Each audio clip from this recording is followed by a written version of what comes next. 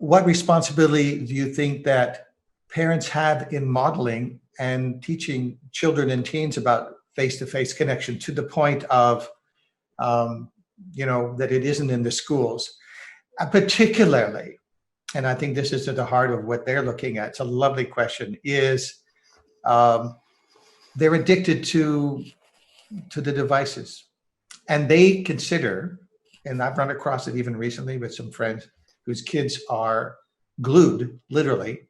I mean, you'd actually have to get a solvent to take their nose out of their, what do you do? How do you get that across? Because they say they are connected through gaming, through this, through that.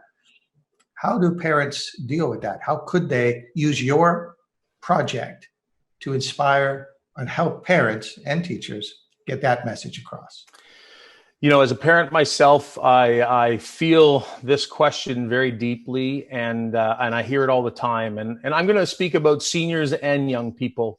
Mm-hmm. A lot of people, when I launched this movement, said, "Pete, isn't this just a seniors campaign?" And I said, "Look, telling seniors that they're lonely and isolated doesn't help seniors. It's actually the rest of us that need to hear this message so that we make the time to go visit our seniors." Yes. Somehow 20 years ago, we got the great idea that outsourcing our seniors to third-party caregivers was a solution. And what we recognize now is nearly 50% of seniors are in retirement residences are lonely and isolated. Mm-hmm. On the young side, we've tried for now going on nearly 20 years to say to our kids, put the phone down, put the phone down, put the phone down, put the iPad down, close your computer, turn that TV off. And in the famous words of Dr. Phil, I would say, how's that working for you? And I think what we've missed, and the opportunity for all of us, is to actually lead by example. And I hate to say this because as a parent, I recognize that as part of the sandwich generation who's taking care of elderly parents, who's dealing with young kids, and especially during COVID-19, trying to manage homeschooling, a job. I know my personal health went out the window over the course of the last 6 months because there was no time to think about me, even though we all know the oxygen mask analogy that we need to focus on us in order to be able to help others.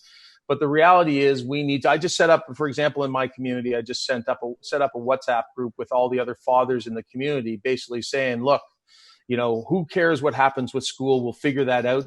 But every night at the end of the day, we're going to text each other and say, when you're going to the park, you let me know. Because if we let all the fathers know, or the moms, whoever it is, then we can get people together. And so to me, the challenge for us all as parents is to actually take the leadership role and inspire and create the occasion and lead by example, because the other option, we're not an anti-technology campaign. Technology is here to stay. Telling kids to not do that is not the solution. And we do know that some of that connectivity through a game or other things isn't bad. A certain amount of social connectivity through social media platforms and gaming isn't a bad thing. This isn't an all or nothing situation. But I think the opportunity to inspire young people to recognize, and what we need to recognize as parents, one last thing, is that when we grew up, we didn't have all these distractions. We were lucky. At the end of the day, you were so bored out of your tree, you'd actually play on the street. You'd actually kick the can or hide and seek or tag or whatever. The reality is kids today have so many other distractions. So we, as the people who understand how it used to be, who understand the benefits and how we grew up, are the ones who need to lead by example. And I think there's a great opportunity for all of us, if we can, because we are living in a busy, fast-paced world, find the way to collaborate with your neighbors, with the people on your street, and actually say, hey, can you take them out tonight? Can you take them to the park? Can we set up a soccer game, a baseball game? Of course, using proper physical distancing and all the things that put us in COVID-19. But I think leading by example and actually showing them what to do instead of telling them what not to do may be a big part of the solution.